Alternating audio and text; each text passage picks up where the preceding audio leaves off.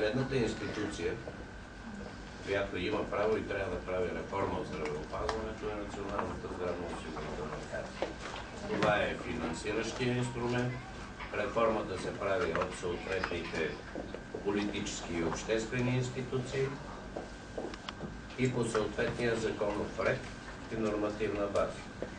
Такава все още, за съжаление, мисля, че достатъчно няма. Най-важният закон, този за лечебни заведения, все още не е влязъл, не е приет, така че всякакви критерии и изисквания към този момент са на практика измислени и несъществуващи в юридическото пространство. Това са като основание единствено може да се приеме съществуващото в НРД. Допълнителните изисквания, които се въведаха след това, включително и с моето участие, включваха, че двама специалисти да, но най-вече хирургични специалности. Така се получи, че се използва това нещо, за да бъдат изхвърлени около 4-5 хиляди лекари със специалност вътрешни болести, една от най-тежката в медицината, които на практика в момента няма къде да работят. Няма никакъв регламент, 2 или 3 пътеки и сигурно с 100% увереност мога да го кажа. Твърде малко договори имам до болничната помощ. Със сигурност е така. Няма никакъв регламент за работа на доболничната помощ по пътеки. Така че те на този етап по никакъв начин не могат да поемат и да отбременят болничната помощ.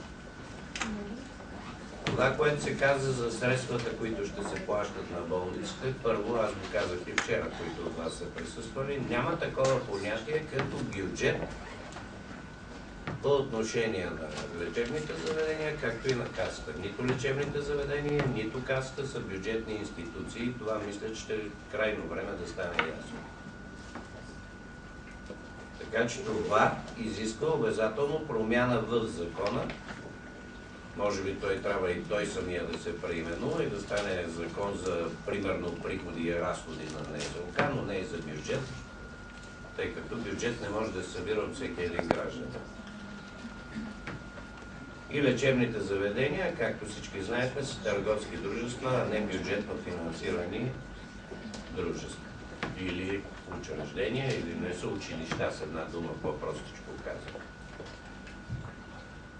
Делегирани бюджети, ако ги сравняваме с училищата, влиза ученик, с него върват и пари. Болницата се оказа, поне доскоро, преди въпросния анекс, за който тя каза, че влиза болен, но пари няма. Парите са толкова и за оттам нататък няма. Сега действително е пуснат анекс, аз го видях, макар че официално, пак казвам, не сме го получили от касата. Но преди това договорите, които бяха подписани с категорична цифра и забрана на лечебните заведения да надвишават тази цифра. Сега наистина има анекс, мисля, че вече всички болници са го получили, или поне така се надявам, в който пише, че ще получават и допълнителни. Вчера имахме разговор, аз не съм съгласен директорите на болница да пишат по 2, 3, 5 фактури и да ги напасват, т.е. да лъжат и да мамят. Те трябва да се обвързат цифрата за делегирания бюджет със стойността на заболяването и да го напасват към тая цифра. Нещо, което е абсолютно изключено. Затова се надявам, че наистина ще има една фактура, начина на плащане, дали ще е частично, дали ще е наведнъж. Наистина е право да реши на касата как ще разпредели плащане. Проверката, що се касае до медицинската целесообразност, защото медицината е наука, която се основава на медицинска целесообразност, а не на финансово. Затова и казах, че касата тази целесообразност не може и няма как да контролира, няма и капацитета да го прави. Съгласно приетите нови закони, тази целесообразност се аудитира и проверява от новосъздадената агенция по медицински одит. Така че те ще се правят проверките. Не знам все още да има точния регламент на това как ще се извършват тези проверки, ще го видим и нека. Но не може да се делят болниците по вид собственост, както се случи и сега, защото пак не чух точна цифра, кога окончателно ще бъдат изплатени на болниците средствата за декември. Знаете, на държавните болници е платено 100%, на всички останали 50%. Нещо, което за мен си е твърде сериозно нарушение. И не мога да намеря логика. Значи плащането става по вида собственост, а не според изработено. По същия начин се надявам, че няма да се случи в следващите месеци болниците да бъдат разделени по вид собственост. Не чух и нищо за 140 милиона вече употребени и действително, ако до един месец въпросните 350 милиона, за които слушаме в няколко дни, не влязат реално в средствата определени, нарочно избягвам думата бюджет, средствата определени за НЗОК, няма как болниците да получат и лев повече.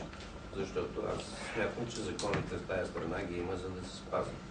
При сегашния закон Касата няма никакъв механизъм да разпредели повече средства, освен ако наруши закон. Не вярвам, че новия директор ще тръгне по този път. Така че просто, наистина, финансовия министър, съответно парламента, трябва да ускорят промяната в закона за бюджета на Каса. За да стане това, което казва госпожа Начева, реалност. До тогава това ще бъдат обещания, които с нищо не задължават Касата към момента да ги изпълни. И по-скоро ми звучат като трябва да успокоим обстановката, а не като реален факт. Надявам се, че не съм ви обидел с нищо. Това, което искам само да довърша, че трябва да стане ясно и още нещо.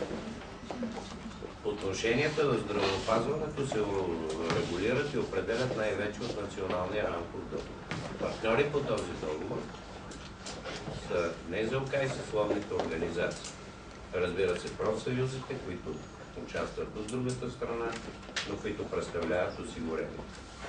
Така че всякакви договори и изменения, съгласно закона, се правят с АНЕК. Всичко останало няма правна сметка. Така че очаквам в най-скоро време да имаме и анекс с НЗОК, с който да урегулираме процеси, които са възникнали като проблем. Не може никой министър, независимо на кое министерство, да участва и да предопределя тези отношения. Това е въпрос между НЗОК и съответната организация. Благодаря, доктор Райчанов.